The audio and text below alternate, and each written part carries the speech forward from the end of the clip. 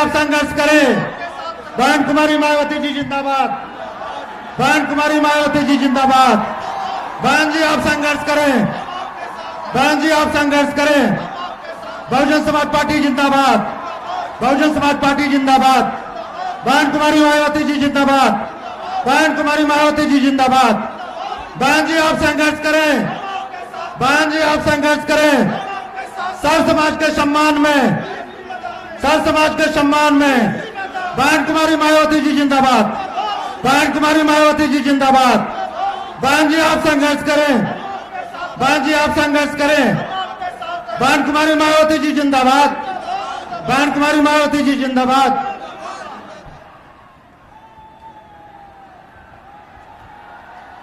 Bahujan Samaj party की राष्ट्रीय अध्यक्ष, पूर्व सांसद लोकसभा एवं राज्यसभा, पूर्व मुख्यमंत्री उत्तर प्रदेश, परम आदरणीय बहन कुमारी मायावती जी का शुभागमन हो गया है। कृपया जोरदार तालियां बजा करके स्वागत करने का काम करें। अब हम श्री श्याम सिंह यादव, माननीय सांसद प्रत्याशी जौनपुर, बहुजन समाज पार्टी का चुनाव चिन्ह हाथी, आदरणीय बहन जी को सौंप करके सम्मानित करना चाहते हैं श्री श्याम सिंह यादव जी।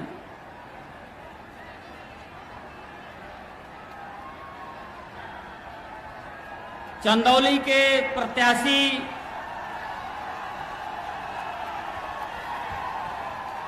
श्री सत्येंद्र मौर्य जी, मान्या बहन जी का सम्मान करना चाहते हैं।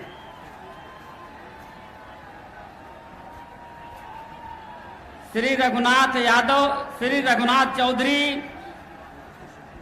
पूर्व प्रत्याशी अजगरा, बहुजन समाज पार्टी का चुनाव चिन्ह हाथी दे करके मान्या बहन जी का सम्मान करना चाहते हैं।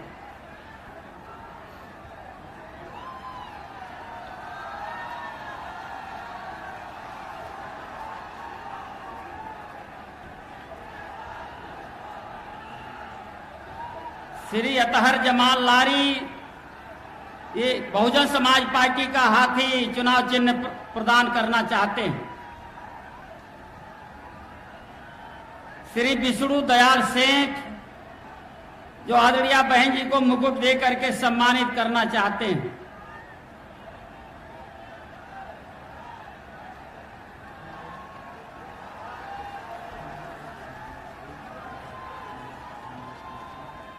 श्री विनोद बागड़ी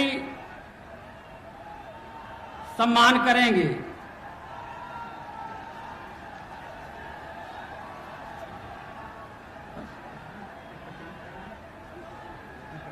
श्री प्रदीप पटेल, श्री प्रदीप पटेल। अब हम बहुत ही अदब के साथ विनम्र निवेदन करते हैं कि परम आदरणीय बहन जी हमें और उमड़ी हुई जनसैलाब को संबोधित करने का काम करें। आदरणीय बहन जी।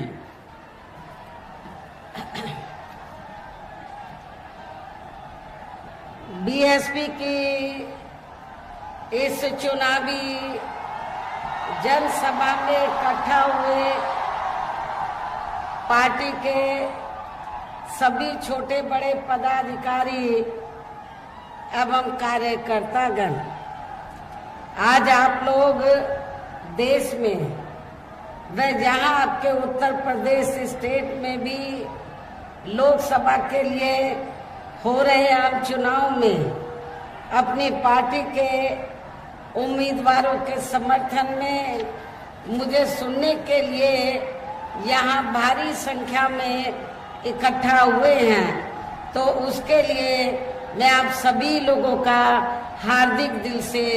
आभार प्रकट करती हूँ। वैसे आप लोगों को ये मालूम है कि हमारी पार्टी कांग्रेस, बीजेपी व अन्य किसी भी विरोधी पार्टी तथा गठबंधन आदि के साथ मिलकर नहीं, बल्कि अकेले ही अपनी पार्टी के बलबूते पर पूरी तैयारी व दमदारी के साथ ये चुनाव लड़ रही है। इसके साथ ही हमने टिकट बंटवारे के मामले में भी सर्व समाज के लोगों को उचित भागीदारी दी है। जिनको कामयाब बनाने के लिए अपनी पार्टी के लोग पूरे जी जान से लगे हैं। आप लोगों को ये मालूम है कि हमने आपके बनारस मंडल में तो सर्व समाज के लोगों को उचित भागीदारी दी है। आपके बनारस मंडल में हमने बैकवर्ड क्लास को भी मौका दिया है, अपर कास्ट को भी दिया है, मुस्लिम समाज को भी मौका दिया है और रिजर्व सीट पर दलित वर्ग को भी चुनाव लड़ने का मौका दिया है। इस प्रकार से हमने आपके बनारस मंडल में तो सर्व समाज के लोगों को उचित भागीदारी दी है। हालांकि आज आपकी इकट्ठा हुई अपार भीड़, वह भीड़ के जबरदस्त जोश को भी देखकर अब मुझे भी काफी हद तक ये भरोसा हो गया है कि पिछली बार की तरह इस बार भी आप लोग अपने प्रदेश से यहाँ लोकसभा चुनाव में अपनी पार्टी का बेहतर रिजल्ट जरूर लाएंगे। इसके लिए अब मैं आप लोगों का ध्यान कुछ जरूरी बातों की तरफ दिलाना चाहती हूँ और इस संबंध में विशेषकर मैं कांग्रेस, बीजेपी व इनके अन्य सभी सहयोगी दलों के बारे में ये कहना चाहूंगी कि आजादी के बाद शुरू में केंद्र व देश के काफी राज्यों में भी ज्यादातर सत्ता जहां कांग्रेस पार्टी के हाथों में ही केंद्रित रही है, किंतु इनकी अधिकांश मामलों में रही गलत नीतियों एवं गलत कार्य प्रणाली आदि की वजह से ही फिर इस पार्टी को केंद्र में काफी राज्यों की भी सत्ता से बाहर होना पड़ा है तथा यही स्थिति इनकी सहयोगी पार्टियों की भी बनी रही है। और आप लोगों को वैसे ये मालूम है कि जब आजादी के बाद यानी कि अंग्रेजों के जाने के बाद केंद्र में देश के ज्यादातर राज्यों में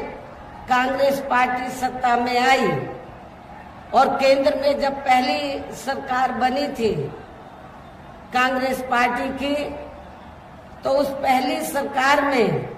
परम पूज्य बाबा साहब डॉक्टर अंबेडकर लॉ मिनिस्टर थे। तो उस समय बाबा साहब डॉक्टर अंबेडकर ने तो कांग्रेस पार्टी के मुखिया को ये कहा, पंडित जवाहरलाल नेहरू एंड कंपनी के लोगों को ये कहा कि भारतीय संविधान में एससी व एसटी वर्गों को जो सरकारी नौकरियों में जो रिजर्वेशन दिया गया है उसका पूरा लाभ इनको नहीं मिल रहा है, इसका पूरा लाभ मिलना चाहिए। इस मामले में सरकार को सख्त कदम उठाने चाहिए। इतना ही नहीं, बाबा साहब ने ये भी कहा कि भारतीय संविधान में मैंने आर्टिकल 340 की व्यवस्था की है, तो जिसके तहत तो इस देश में एससी व एसटी की तरह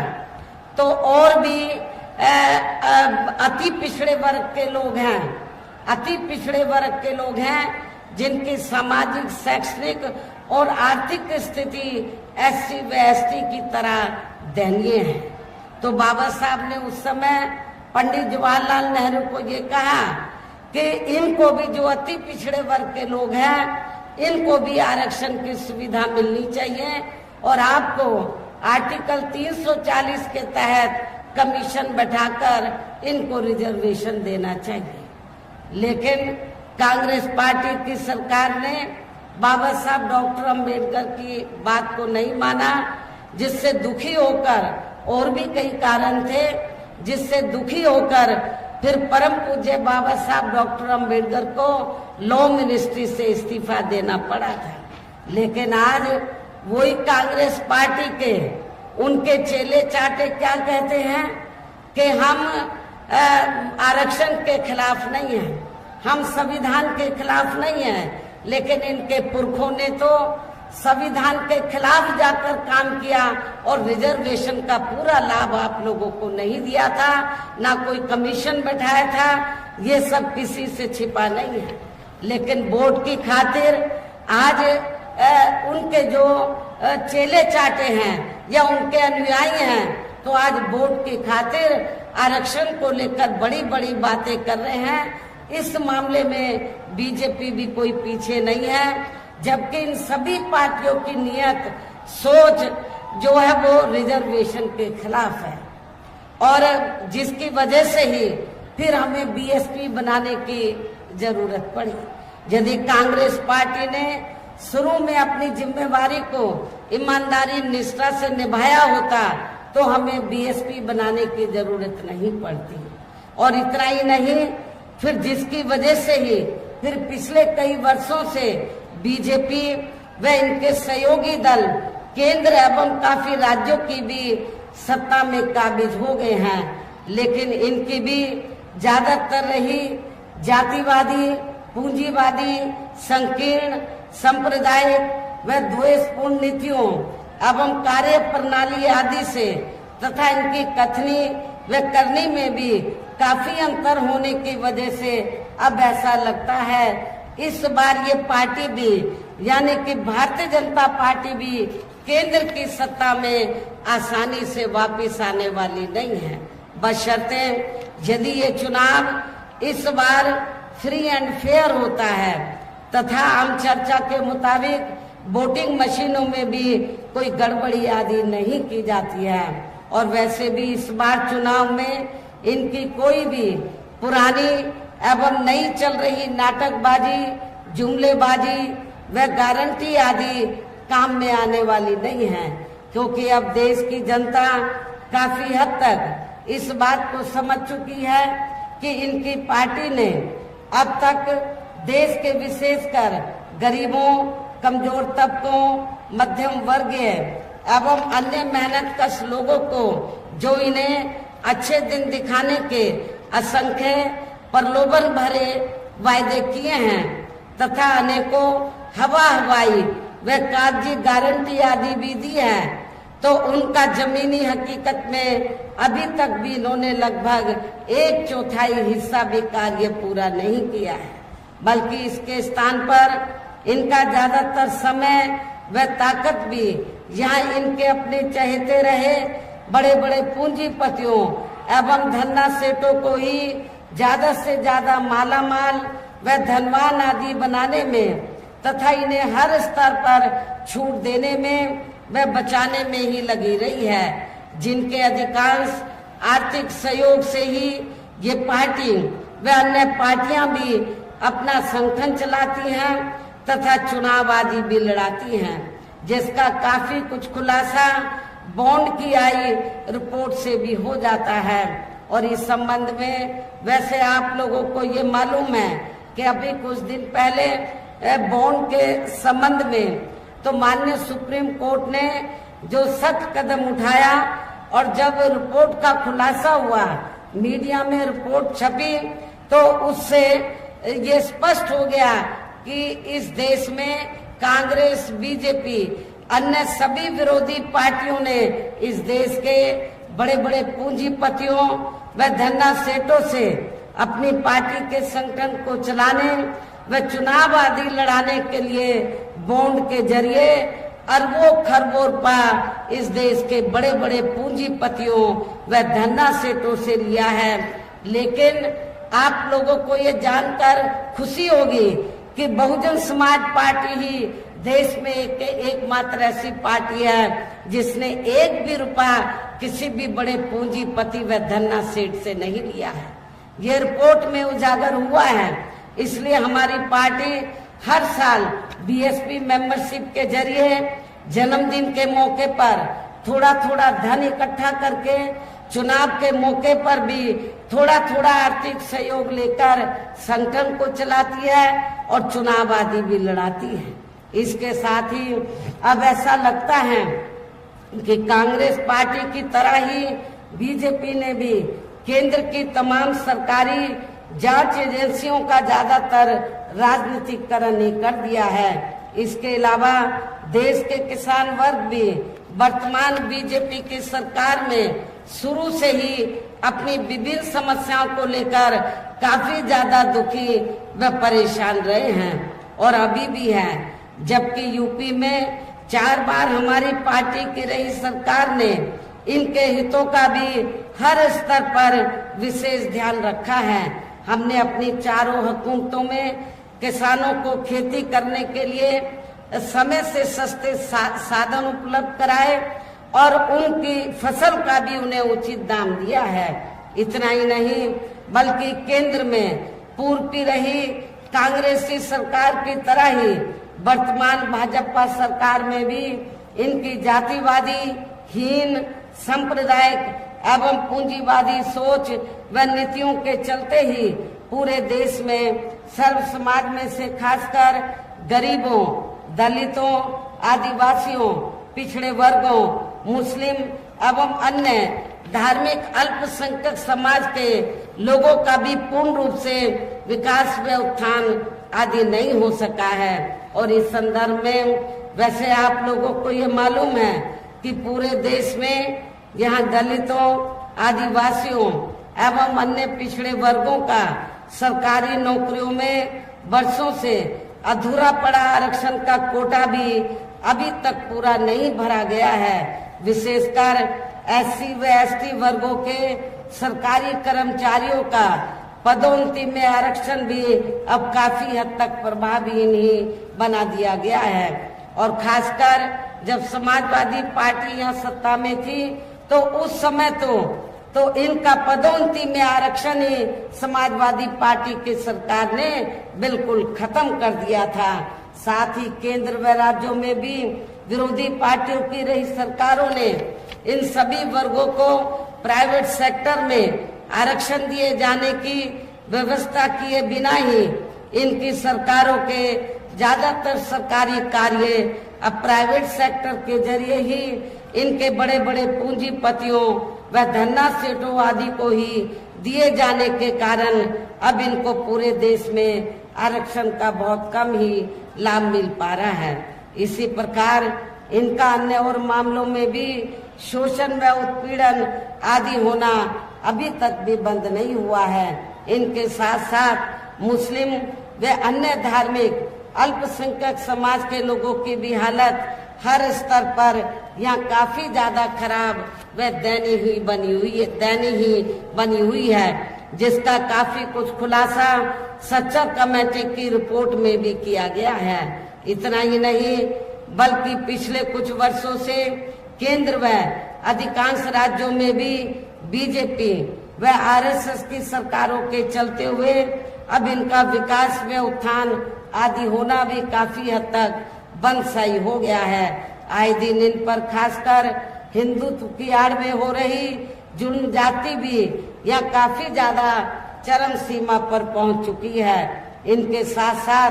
अपर कास्ट समाज में से विशेषकर गरीब लोगों की भी हालत हमें कोई खास अच्छी नजर नहीं आती है। इनकी गलत कृषि नीतियों के कारण किसान वर्ग भी आए दिन आंदोलित ही बना रहता है। साथ ही इनकी गलत आर्थिक नीतियों की वजह से ही देश की अर्थव्यवस्था पर भी इसका काफी बुरा प्रभाव पड़ा है, जिससे अब विशेषकर छोटे एवं मध्यम वर्गीय व्यापारी वर्ग भी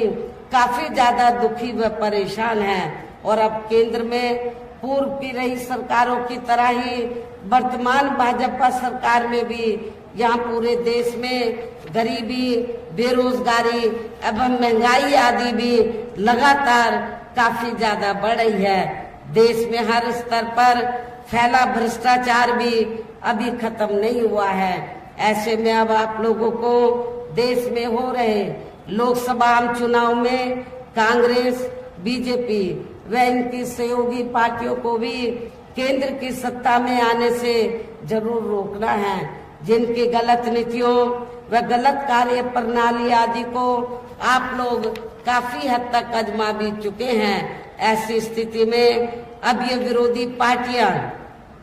इस चुनाव में भी किस्म किस्म के साम दाम दंड भेद आदि अनेकों हथकंडे इस्तेमाल करके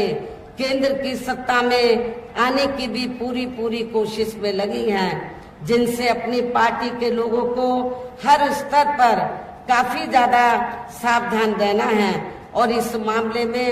विरोधी पार्टियां अपने अपने पक्ष में हवा बनाने के लिए खासकर मीडिया, ओपिनियन पोल व सर्वे आदि का जो बड़े पैमाने पर इस्तेमाल कर रही हैं, तो उनसे भी अपनी पार्टी के लोगों को बिल्कुल भी गुमराह नहीं होना है। इसके साथ ही विरोधी पार्टियों के विभिन्न रूपों में जारी किए गए इनके हवाई व प्रलोभन भरे चुनावी घोषणा पत्रों एवं वायदों आदि के बहकावे में भी अपनी पार्टी के लोगों को कतई नहीं आना है, जिन्हें ये पार्टियां चुनाव खत्म होने के बाद ज्यादातर अमल में नहीं लाती हैं और अब जिन पर से देश की जनता का अधिकांश विश्वास ही उठ गया है। यही खास वजह है कि हमारी पार्टी किसी भी चुनाव में अपनी पार्टी का कोई भी चुनावी घोषणा पत्र आदि जारी नहीं करती है। वैसे भी हमारी पार्टी किसी भी मामले में कहने में बहुत कम बल्कि कार्य करके दिखाने में ही ज्यादा विश्वास रखती है। और इस बात का सबसे बड़ा सबूत ये है कि उत्तर प्रदेश में 4 बार हमारी पार्टी के नेतृत्व में रही सरकार ने चुनाव में अपनी पार्टी के बिना कोई जारी किए गए चुनावी घोषणा पत्र के ही प्रदेश व आम जनहित में काफी कुछ ऐतिहासिक कार्य किए हैं, जिनकी अब देश में अधिकांश पार्टियों की सरकारें काफी नकल भी कर रही हैं। जबकि इस मामले में हमारी पार्टी का ये कहना है कि यदि इन पार्टियों के स्थान पर केंद्र में हमें अपनी पार्टी की सरकार बनाने का मौका मिलता है, तो तब फिर हमारी पार्टी की बनी सरकार केंद्र में यहाँ अब तक रही सभी विरोधी पार्टियों की सरकारों की तरह केवल हवाई व कागजी कार्य आदि नहीं करेगी, बल्कि उत्तर प्रदेश की तरह ही जमीनी हकीकत में ठोस कार्य करके दिखाएगी। और इस संदर्भ में खासकर मैं ये कहना चाहूंगी कि केंद्र द्वारा देश में पिछले कुछ समय से अति गरीब परिवारों को अस्थायी तौर पर फ्री में जो थोड़ी सी खाद्य सामग्री दी जा रही है, राशन आदि दिया जा रहा है, तो उससे इनका स्थायी तौर पर भला होने वाला नहीं है। और वैसे भी इनकी ये जटिल समस्या देश में हर हाथ को काम देने से ही केवल दूर हो सकती है, जिसकी तरफ हमारी पार्टी की बनी केंद्र की सरकार जरूर विशेष ध्यान देगी। लेकिन इस संबंध में मैं आपको सावधान भी करना चाहती हूँ कि आप लोगों को जो थोड़ा सा पिछले कुछ समय से फ्री में जो राशन दिया जा रहा है, तो ये कोई बीजेपी की देन नहीं है, आरएसएस की देन नहीं है, बल्कि आप लोग जो देश की जनता जो केंद्र की सरकार को जो टैक्स देती है, टैक्स के जरिए केंद्र की सरकार के पास जो पैसा जमा होता है, उस पैसे से आप लोगों को ये राशन आदि दिया जा रहा है। ये कोई बीजेपी आपको अपनी जेब से ये राशन पानी आदि नहीं दे रही है, तो इसलिए आप लोगों को इनके बहकावे में कतई नहीं आना है, बल्कि आप लोगों को अपना एक एक वोट बहुजन समाज पार्टी को हर प्रकार की सावधानी बरतते हुए देना है। साथ ही पिछले कुछ वर्षों से आए दिन बढ़ रही गरीबी, बेरोजगारी व महंगाई आदि से भी जनता बहुत ज्यादा दुखी व परेशान है, जिसे भी आर्थिक नीतियों में तब्दीली करके जरूर दूर किया जाएगा। धर्म की भी आड़ में पिछले कुछ वर्षों से खासकर मुस्लिम समाज के लोगों का द्वेष की भावना से जो इनका काफी ज्यादा शोषण व उत्पीड़न आदि किया जा रहा है, तो उसे भी जरूर रोका जाएगा। और ये सब हमने अपनी यूपी की रही सरकार में करके भी दिखाया है। इसके अलावा हमने यूपी में सर्व समाज में से गरीब एवं बेरोजगार लोगों को बेरोजगारी भत्ता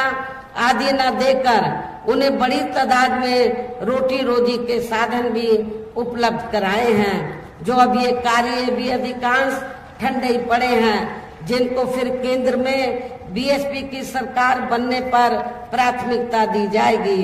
कहने का तात्पर्य यह है कि देश में इस समय हो रहे लोकसभा चुनाव में विरोधी पार्टियों के जारी किए गए इनके हवाई व प्रलोभन भरे चुनावी घोषणा पत्रों आदि के बहकावे में अब यहाँ खासकर देश के अति गरीबों, मजदूरों, बेरोजगारों एवं अन्य मेहनत कश लोगों को बिल्कुल भी नहीं आना है और अब इन्हें ऐसी सभी विरोधी पार्टियों को हर हालत में केंद्र की सत्ता में आने से जरूर रोकना है, जिनकी कथनी व करनी में काफी अंतर रहा है तथा जिन्हें ये लोग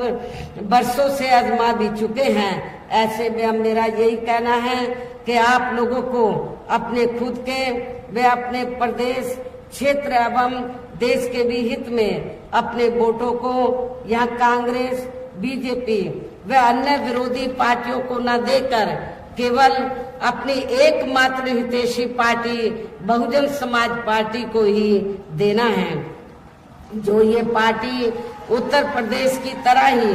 केंद्र में भी अपनी पार्टी की सरकार बनने पर फिर पूरे देश में यहाँ अपनी पार्टी की सर्वजन हिताय व सर्वजन सुखाय की नीतियों पर आधारित ही सरकार चलाएगी। इसके साथ साथ केंद्र से जुड़ी आपके क्षेत्र की जो भी यहाँ स्थानीय समस्याएं होंगी तो उन्हें भी फिर दूर करने का हर संभव पूरा प्रयास किया जाएगा। साथ ही यहाँ गरीबों, मजदूरों, बेरोजगारों, कर्मचारियों, किसानों, छोटे व्यापारियों एवं अन्य मेहनत कश लोगों के हितों का भी विशेष ध्यान रखा जाएगा। सर्व समाज में से खासकर दलितों, आदिवासियों, पिछड़े वर्गों, मुस्लिम व अन्य धार्मिक अल्पसंख्यक समाज के लोगों के विकास व उत्थान के साथ साथ हर स्तर पर इनकी सुरक्षा आदि के लिए भी सख्त कदम उठाए जाएंगे और तभी फिर यहाँ वास्तव में अपने देश के महान संतों, गुरुओं व महापुरुषों में भी विशेषकर महात्मा ज्योतिराव फूले,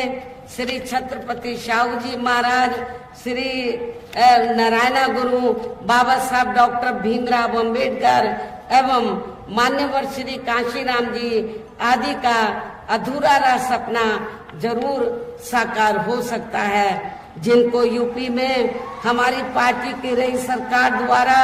हर स्तर पर पूरा आदर सम्मान दिया गया है। इन्हीं खास बातों के साथ ही अब मेरा